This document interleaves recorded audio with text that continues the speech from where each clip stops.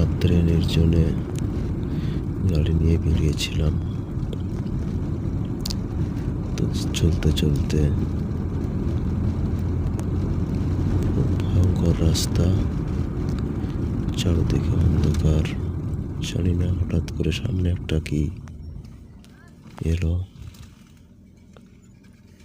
পার হয়ে চলে গেছে। তারপরে একজন মাতাল মাল খেয়েছে, পুরো রাস্তা চলাচল করছে।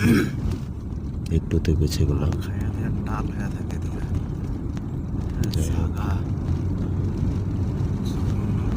সামনে একটা লাইট দেখা যাচ্ছে, মনে হচ্ছে সেখানে কোনো বসতি আছে। কিন্তু ভয় পেয়ে গেছিলাম, কারণ রাত্রের ব্যাপার, অনেক ধরনের লোকজন ঘোরাফেরা করে।